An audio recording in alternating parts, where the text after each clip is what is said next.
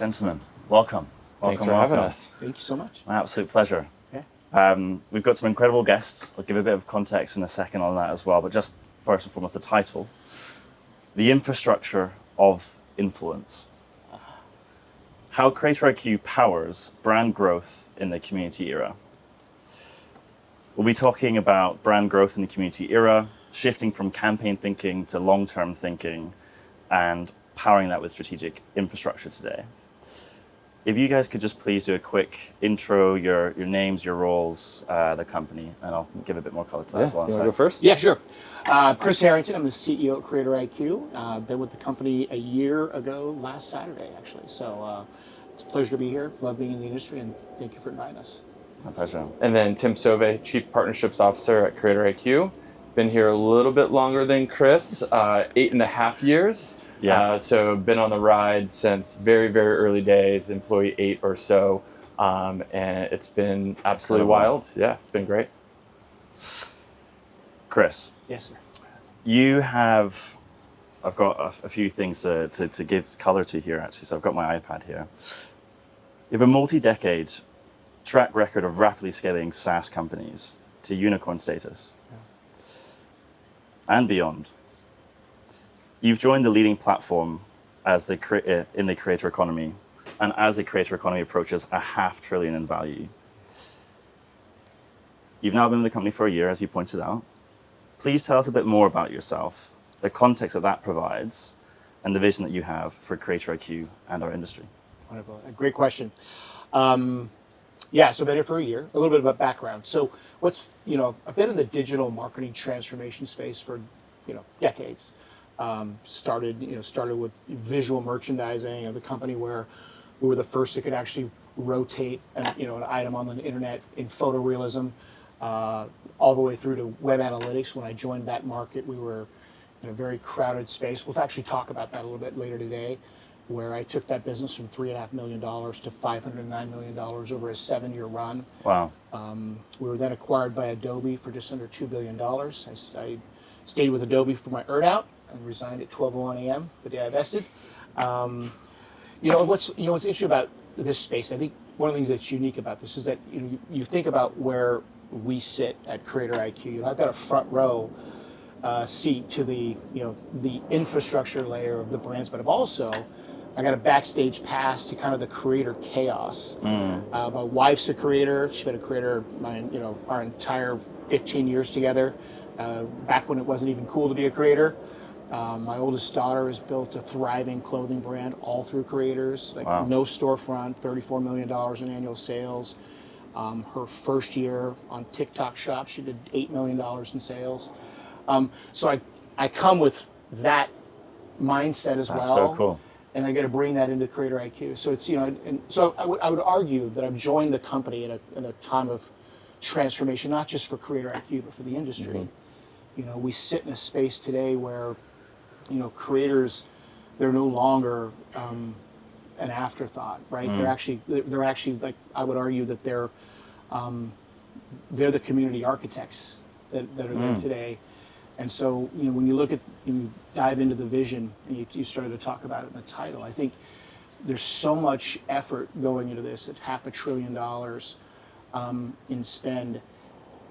Having a partner that helps you provide the foundation, the connective tissue between the brands, their agency partners, and the creators, it's foundational. And you've got to do it at a global scale. And so I love where we're at. I love what we're doing. It's been, it's exhausting. I've flown just under 200,000 miles in the year that I've been here, just moving all around, seeing customers and partners. But I've enjoyed every minute of it. Yeah. Love that. Yeah. Thank you very much, Ben, for that. That's, just what a background to have that. Yeah, do I recall this correctly, and I might be speaking out of turn here, but the SaaS magic number. Yeah. Great question. So when I joined Omniture in 2002, I was net employee 38, meaning we just laid off 200 employees the day I joined. We raised $1 million that day to make payroll. And I was joining a company that was in a 40-way tie for fourth place in the market, And so one of the things that we had figured out, my CTO had figured out how to unlock the cookie. And so for the very first time, we could provide a CMO and their team members real-time data within minutes. And eventually it was actual real-time. It was streaming in real time. But when you're joining a company that is that hamstrung, you had to create some investment models that would allow you to continue to accelerate growth into the sales side. And so one of my board members actually penned the name Magic Number, but it was all my math. So it was, you invest this in sales and marketing, here's the return. He goes, that's the magic number. Now they've improved it now. They've improved, they added gross margin, things like that. But early on, I'm the original architect of the magic number. That's so cool. Yeah. It's a real pleasure to be sat in front of the person behind that. You say that to all the girls. No, it's my career's been, I've been very fortunate. Yeah. Very fortunate. So. I mean, that is really cool context to have been through all the different evolutions, to actually have spearheaded different ways of using things and creating benchmarks and systems is nothing new to you. Yeah. You guys recently came out with a benchmark report as well, which we'll tap onto a bit later on. Go on. Yeah. No, there's one other thing I thought I should have mentioned. When you look at where we're sitting today, this industry needs an operating system. There needs to be an official system of record. And I think that's our position. Just like Salesforce did with CRM, where they became that system of record, that's our vision. And we already serve the largest brands, their entire ecosystem, including their agency partners. And I think I know this sounds corny, but I feel like it's an obligation that we have. There's nobody else that can sit where we're sitting today at this scale. Fortunately, our founder, he built the infrastructure and the architecture appropriately that allows us to actually scale to that capacity. And so I get the benefit of that. That's one of the, I wish I had that kind of brains and I'd be a founder as opposed to coming in and replacing them and being the operator. But we're sitting in really rare times right now. Yeah. In the entire system. So, and then that ties into the measurement as we roll forward. With with that context, how does that frame the vision that you have for CreatorIQ now? If you could try to describe that in just a sentence or a couple of sentences. Yeah. What is the vision that you have for CreatorIQ? Yeah, I mean, the vision I've got for CreatorIQ is that we will be the official system of record for creator marketing on a global basis. We'll dive into it today. You're going to see us push on measurement. Yeah. Right? Just like we saw in the web analytics days, there's varying forms of measurement. Those, the variability is something that prevents this industry from growing, significantly. And so we're going to push our competitors, we're going to push our agency partners and the brands to unify on clear sets of measurements. And by doing so, we'll continue to secure our unfair share of the relationships and the partnerships. We'll continue to deliver on all of our commitments from both the product perspective, the service perspective. We will invest in the right people that continue to allow us to elevate to those levels, so that we can capture the opportunity that's sitting in front of us. And I think it's our obligation to the industry, quite honestly. Love that. Yeah. Tim, over to you. You use employee number 8. Give or take. Yeah, right around there. Wow. You've helped shape CreatorIQ to what it is today. You've undoubtedly been a big part of that. And I've had the pleasure of seeing that journey for the last 4 years at least. It's been a longer journey for yourself in that itself.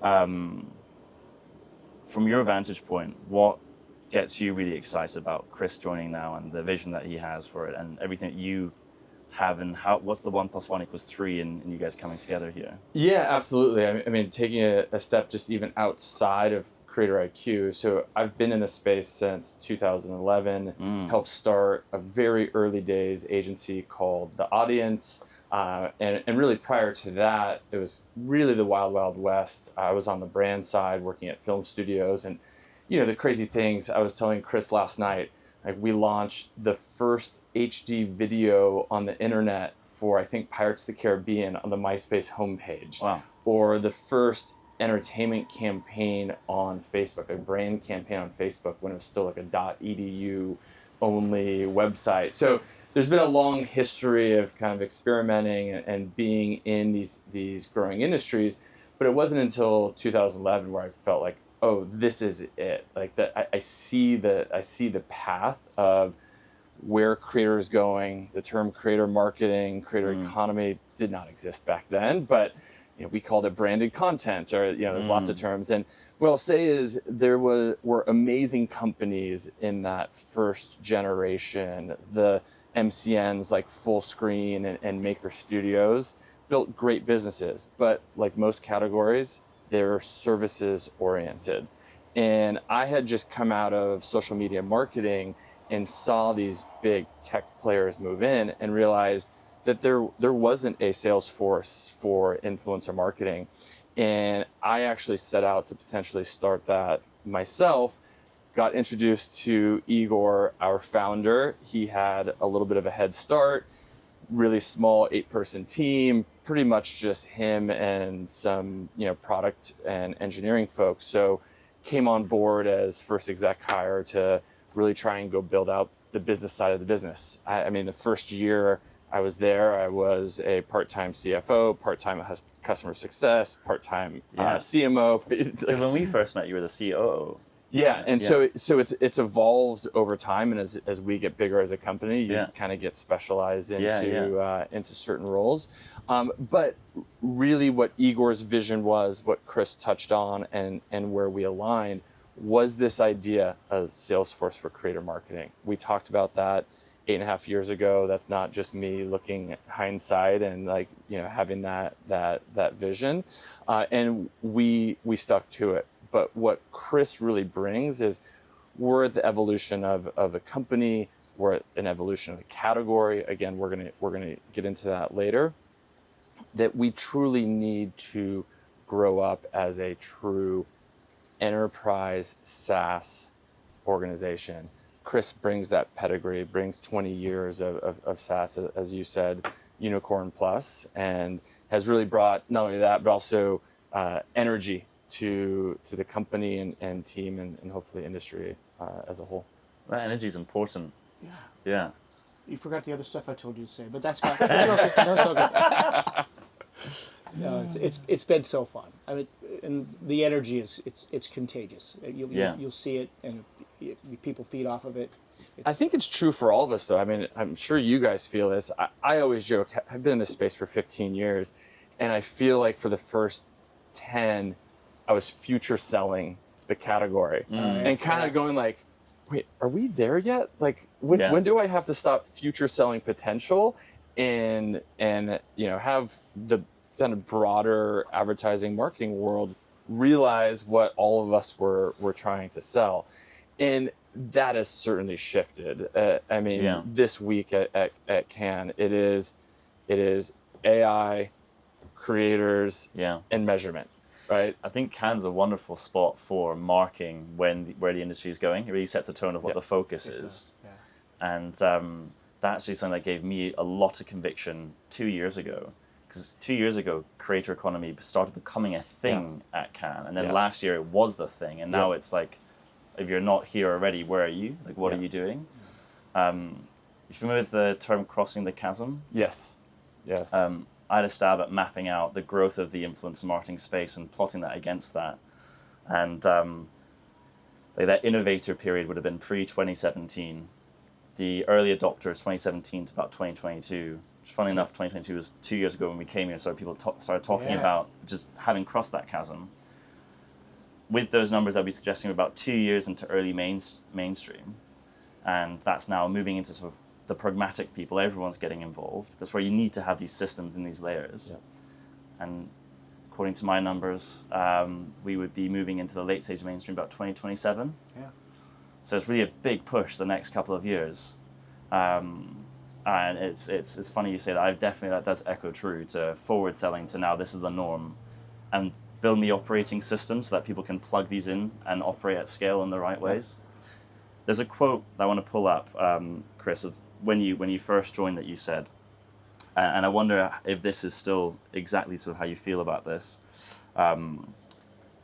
You said, consumers today are increasingly turning to the power of creators throughout their entire buying journey and are moving their time and attention to the platforms that afford them this sense of community. When I wrote this down, I bolded a few words: power of creators, entire buying journey, and sense of community. How is marketing changing, and what do creators, communities, and brands actually need?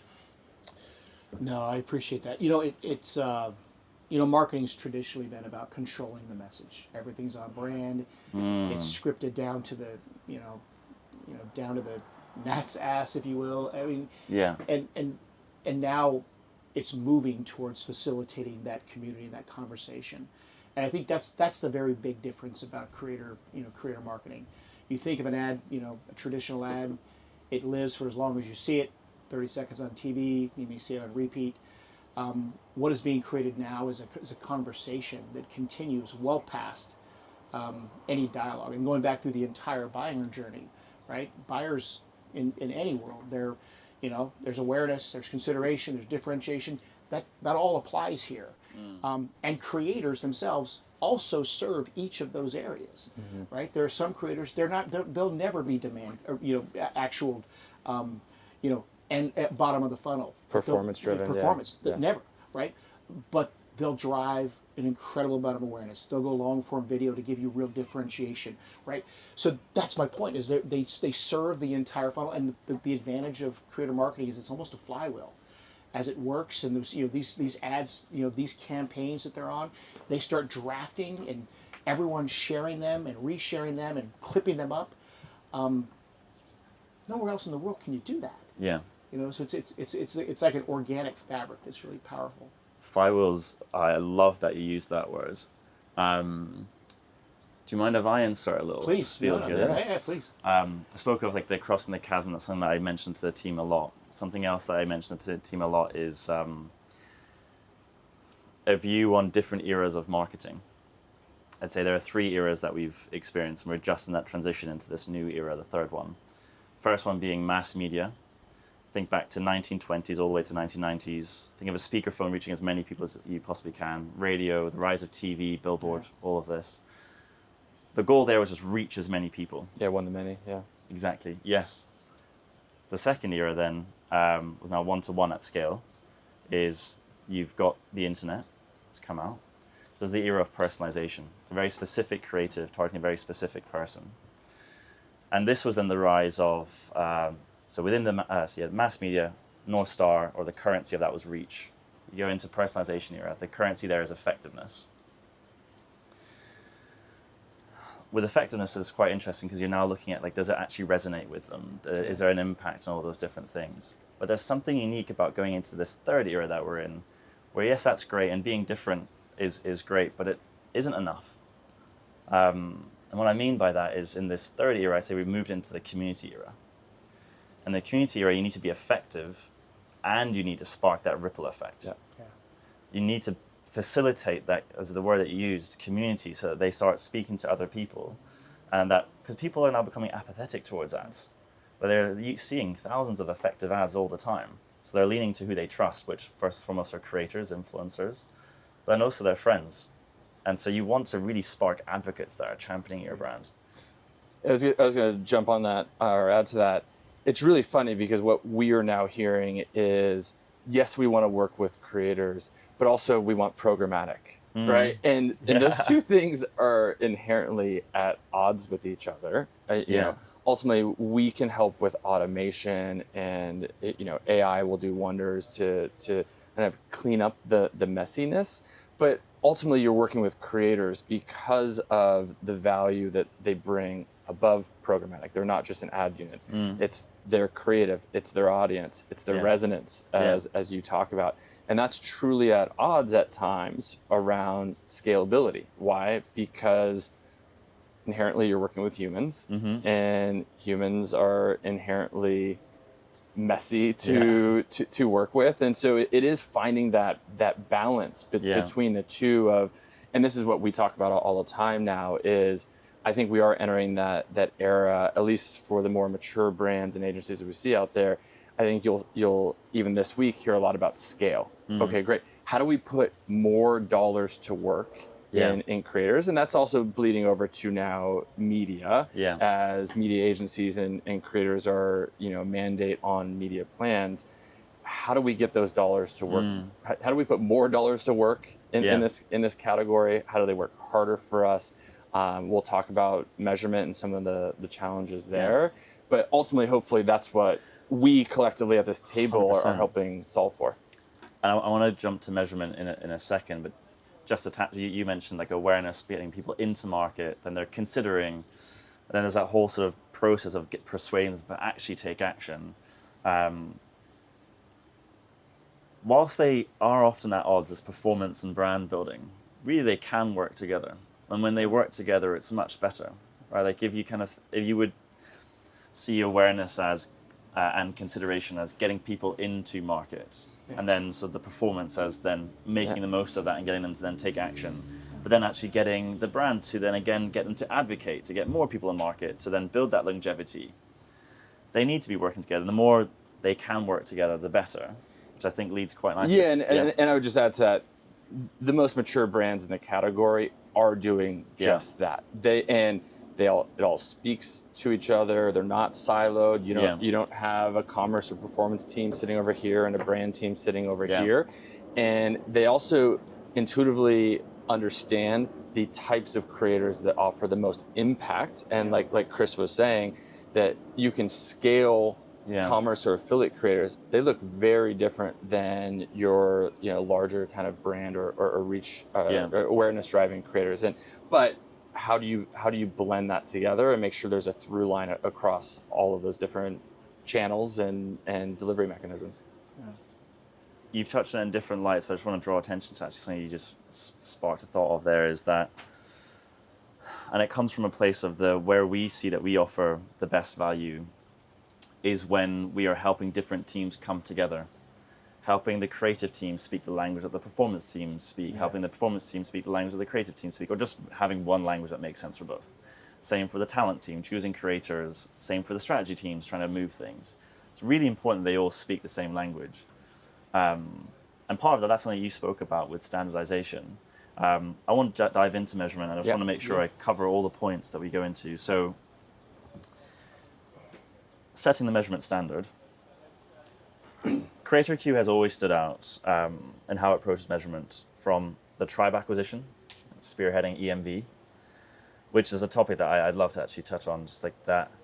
The fact that it's gone so viral and has helped companies really grow and make their case. And then there's a lot of people saying, oh, they don't believe in it, they don't like it, but it's something that CFOs really understood. And that's so important, and you have to make sure you can speak to the different teams. But now you're launching a global framework around presence, resonance, and impact. Why did you build it this way? And how does it help define and fuel success in the community around? So I'll kick this off, just kind of more general, and then if you want to jump in on exactly that. Talking about the future selling and kind of the stage we're in, I joke, I think we're kind of we're still in our awkward teenage years, is the way that, like... As an industry. Not just CreatorIQ. We're there too, but... as an industry, for sure, that, like we're getting taller and, got some muscles. There's people are paying attention to us, but it's still, maturity is a word that we'll continue to use. It's really all over the place, right? You will see that some of the best brands in the world are working with communities of tens of thousands of creators. They've built measurement standards. And you mentioned EMV, right? EMV was in the press release for Elf buying Rode just last week. So, there are definitely industries or sectors, and there's definitely brands we can point to who do an amazing job around measurement. But a couple of things that are missing is the industry, the social platforms, brands, us as technology partners. No one has come together yet to have a consortium around, like, this is what it means. We can talk about TV and effectiveness or other mediums, but they're much further along in their maturity, and those things exist. And we would love to be part of that or the center of that for this industry. But I think, to your point around why we launched this this measurement suite in the past couple months, it's the start of that, right? And we just try to go at ourselves, and hopefully we can bring together other partners to start to build that consortium. But you want to dive into what we launched? Yeah. So again, I think it's funny. Even while you were talking and you were giving us some of your feedback in terms of how you think about the industry, right? You went right to reach and relevance and results. Yeah. And so that's, if you think about it, that's exactly those three pillars. That's exactly that's exactly what we're building in. And to what Tim had said, the industry itself has a need to mature and to grow up. I think there's something unique about, in my experience, industries as they're developing, people start to hold on to proprietary metrics, right? And I would argue proprietary data is your secret sauce. Metrics should be unified. Everyone should share in those. And so coming to a common set of definitions, in the early 2000s, web analytics set exactly there, right? Where everybody was coming in with their own flavor of what this definition meant, how, what was a unique visitor, all of those things were, it's hard to imagine now because the definitions are so clear. But they were all over the board, and someone had to come in, unify that, get the industry speaking a common language. And I think we collectively, as an industry, we've got the obligation to do that. This is a corny North Star, and so you can edit this out if you wish, right? I'll just keep it in. I'm keep it in. But the way I look at it, I think today, and I always go back to what does a board deck look like? Yes. Right, and I go back to the CMO's section of the board deck, and right now the metrics from creator marketing, if it's mentioned at all, it's going to be an asterisk that they're trying to figure out where it fits, right? And so the North Star I have is I want creator marketing to be something in that board deck that is more 100%. than just a pretty picture and an asterisk, that I actually show the impact on ROAS. I dive deep into that so that we're targeting CFOs at this point. I put together a white paper just I don't know, a couple months ago, trying to address this with CFOs because they have to pay attention to this. Yeah. Right? They've got all of this marketing spend that they've got to deploy. If you're a CFO and I don't have clear metrics and my FP&A team can't zero out, It's hard and to make justify it. Yeah. It becomes an issue. Yeah. And I mean, again, I'll give you some campaign dollars, but what these brands need, and they're really mature brands, they're building those programs where they're not just thinking of the creator as a campaign, they're thinking long term, they're allowing them to architect their community. All of that needs to come with the foundation of metrics and clarity. So, and getting the right metrics in place does massively empower that, right? Because when you're looking at just a campaign, you want to know what was the ROI of this. So you'll be looking at things like ROAS,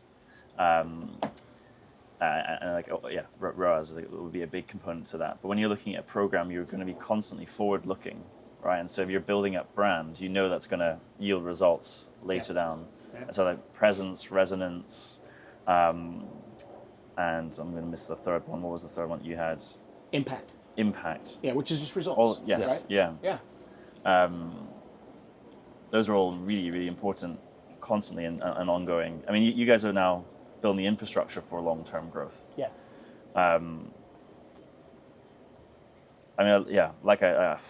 We touched on campaigns. A lot of marketing is still stuck in campaign mode.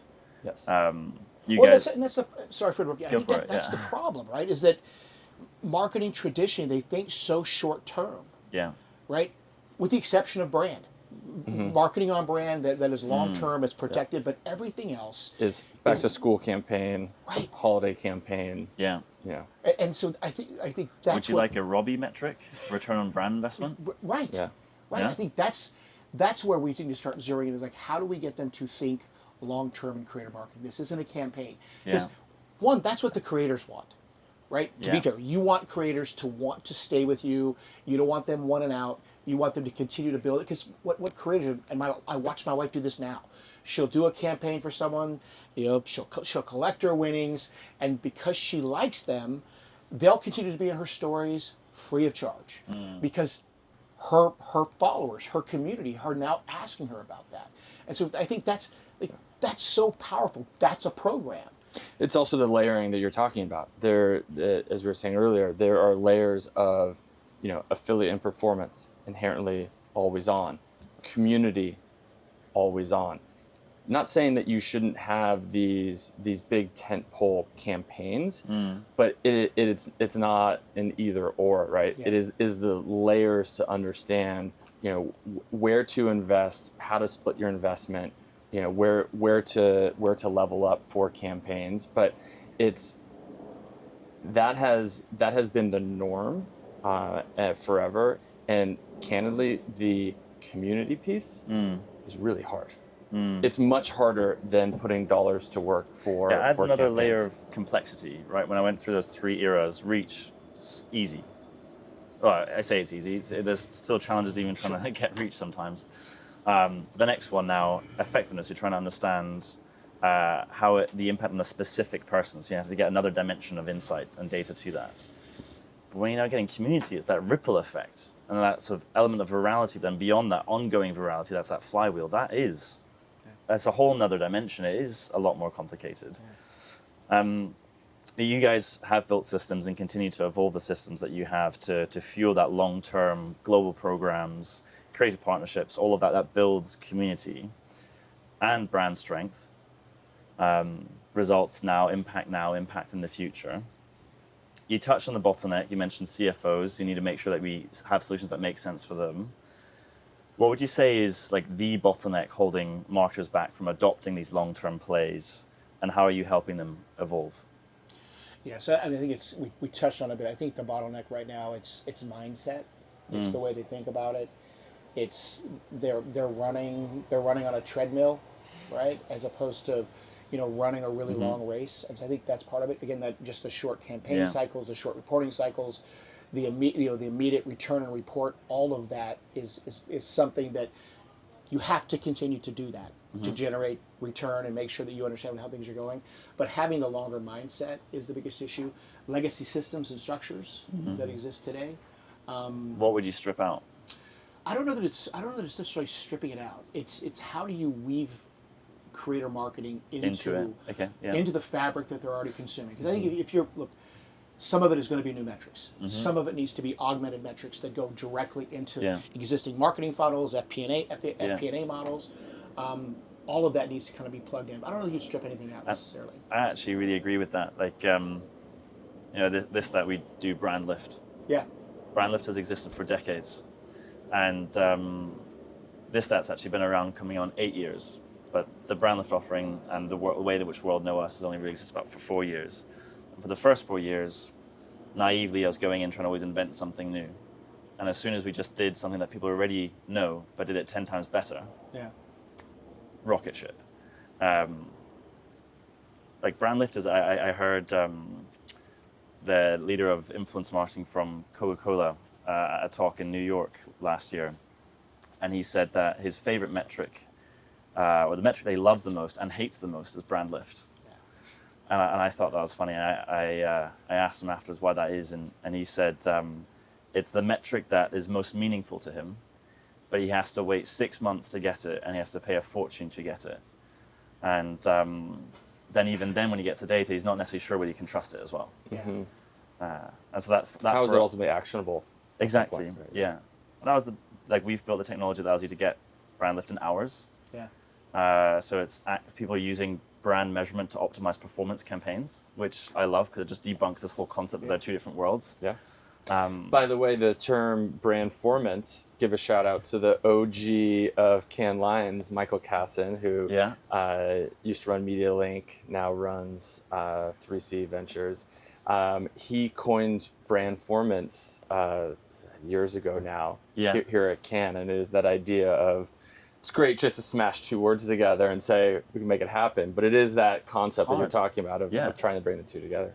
I mean, we've tried to champion this for over a year now, and maybe a year and a half. Internally, we call it measure brand-like performance. And there are certain clients that absolutely love it, and they get it. But is that mindset shift? So I'll give you an example. Brand lift will say you lifted awareness by 20%. What does that mean to a CFO? But if you know that you've got verified exposure from a certain activity of a campaign, and then you within that know the reach of that. So you now know, okay, among this group of million people that have viewed this content, awareness lifted 20%. You can multiply the reach of 1 million with the lift of 20%. Now you can say net new, 200,000 people are aware. Yeah. Similarly, if you've got the CPM, you can take that into account and understand what's the cost to make 1,000 people aware. Yeah. And so it's not necessarily something crazily new, and it's with existing data that people already know, but we're just giving them the tools to make that easy for them to communicate. We have lifted awareness 20%, we've made 200,000 people aware, and it costs us £100 per 1,000 people. That's like an example of something that brings those two worlds together. Yeah. But I like that you say there's a mindset shift. And now, would you argue as well that now is the time that people have to make that move, especially with community? And it's like, What alternative they have? yeah, You know what I mean? I mean, because it's. I mean, the issue right now is if we hear this all the time. They've got so much money to deploy, and they don't have the capacity. They can't find the creators to deploy them, and it's because they're thinking at campaign levels. Versus that to me is the program biggest levels. bottleneck. I think you'll hear a lot about this year. I said it earlier, but scalability. Yeah. Right. There are more dollars ready to be put to work than can be deployed today. I mean, it's just like an investment firm. We go raise all this money, and I've got nowhere to deploy the capital.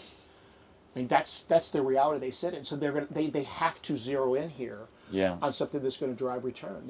There's not a choice at this point. And so again, which is why it's great for us to collectively be in this area of this industry right now, right? As collective solution providers. So infrastructure, long-term growth, just bringing back to that, I touched on bottlenecks, mindset shift, scale, and you guys are building the infrastructure for this. Is it a tool that allows all the different touch points, all the different individuals that are involved in this getting together? Is it standardizing the approach? Is it all of those? Is it something else? Yeah, I absolutely think it's all the above. Another bottleneck is the handoff. There are 20 middlemen in the process from, ideation all the way through to, measurement and payment. So streamlining that, we are spending all of our time on improving now AI-enabled workflows, insights. So automation is a big key and something that we hear quite often of or like how do you collapse what I call that messy middle? Right. And find efficiencies there. And when you say the messy middle, you're not talking of the funnel, you're talking of all the stakeholders? Stakeholders. Yeah. Exactly. The messy middle is again going back to working with humans. You don't press a button and deploy to millions of eyeballs. You have contracting, negotiations, creative, content approvals, brand safety. Absolutely mandatory across any enterprise brand today. And we just launched a brand new fully customizable brand safety solution that's in market. So there's a lot of that we're trying to really find efficiencies and hopefully improve that messy middle. So the infrastructure of influence, we've got automations, we've got standardization, ultimately enabling us to operate at scale. We've got presence, resonance, and impact, making sure that we're measuring things in a way that speaks to the community era. Does that summarize that well? Would you? I think you hit it all right. And again, and overlaying all of this is a governance system that allows you to control access to everything. It allows you to view at whatever level. Am I at corporate? Am I at holdco? Am I at brand? Am I at country versus versus built product for line? scale? And I think that, and for everyone in between. And it ties into existing marketing infrastructure and the way CFOs and FP&A teams fund things. Like if we can't do that, we won't cross the chasm. 2027 won't happen like it needs to, right? We've got to do all of those things together. I love that. Yeah. I'm going to jump onto the this or that section. You guys ready for it? Let's do it. Yeah. Okay, so we've got a rapid fire list of this or that questions. And we're going to alternate. Yes. So who should I start off with first? I'll go first. Evens. I'll go first. Okay. Conversion or community? Community. I think, look, conversion's a moment in time. Community is a continual process, and it's the theme we've been talking about this entire day. 100%. I agree. Couldn't agree more. Right. Community strategy or media plan? Strategy's the input, media plan's the output. So we lean pretty heavy on strategy. Yeah. Campaign or program? Surprise! And again, it's the same thing. Look, campaigns fade, programs live. Yeah. It becomes the continued conversation. 100%. Yeah. Creator-led brand or brand-led creator? I'm going to cheat. Those two things have to meet in the middle. We see this all the time. Creators can learn a lot from brands, and their expertise in brands can learn a lot from creators. Yeah. And meet in the middle, and magic happens. And doing programs makes that so much easier. It does. Yeah. Sales? Oh, no. Skip one. Reach or relevance? Look, you can't get reach without relevance, so you've got to have relevance, right? It drags reach along. So without relevance, you won't have consideration. Without relevance, you won't have action. Without relevance, you won't have advocacy. And you have no program. Yeah. Sales or advocacy? Advocacy. It's ever-growing sales. Yeah. It's One, that flywheel. absolutely. You took the words out of my mouth. It is that flywheel. It is the same thing as program versus campaign. Yeah. Common theme today. Love that. AI-Optimized or Human-Curated? It has to be both. I think, if you're a creator today, or if you're a provider today like we are, if you're not using AI to scale, you're going to be left behind. But this is still a very human game. And so, you've got to start with human, but you've got to leverage AI. And creators themselves, right? Insight or instinct? We're data guys, everyone at this table, so I will go with insight. I think if you had some creatives here, they might have a different answer to that one. What are your thoughts on the imperfections that might come with AI? Like, AI can allow you to move quicker, and it might not be fully accurate. Should you wait till you have 80% conviction that the data that you have is absolutely right, or should you start moving with 51% conviction and iterate quicker? Because through multiple iterations, you build instinct. Where would you sit with that? I would start now. Why not? I mean, again, if it advances the ball 50%, right? I mean, that's still time you're not going to get back. And so that, I mean, again, allow that process to get you back into your creative rhythm, to iterate and improve. It keeps you in your swim lane, which is why you've created this. Yeah. But it gives you speed, it gives you agility that you can't get elsewhere. And you need to start to iterate, right? Yeah. So you have to press go to get better over time. 100%. So if you're delaying that start, you're just you're pushing the ball down the field. Yeah. Being first or being best? Being first is going to fade. Being best will compound. So That's always such be a best. good answer. Always be best. Love that. ROAS or Robbie? I'm going to cheat on this one too. ROAS is short term, critical for the next quarter, for CFOs, for performance, for the street, for public companies. Robbie's long term. You want to build brand over time because you stay relevant, you stay part of culture. So that's a short term versus long term. I'm going to challenge that in a minute, but we'll do that off. I bet. Brand lift or MM? Oh, careful. Know your audience. I may expect a challenge here as well. Look, I think you also need both, right? Brand lift is something that it is telling you what's going on right now. It's clarity, it's directional, like it matters. The rest of it takes a long time. It gives you a long-term point of view. I think you've got to have them in concert. I'd love your opinion on it since you're more of an expert, but that's my opinion. So we find that a big role that we've played in our growth has been enabling influencer teams to get more budget. Yeah. And the way in which we've done that is by ensuring that the way in which we measure brand lift is apples to how they do it across different channels. And that's as simple as just showing the effectiveness of influencer versus other channels. And the only sort of competition that we come up against then is MMM. Yeah. Yeah, makes sense. And so for that, I find them quite interesting things to put up against each other. Yeah. Good question.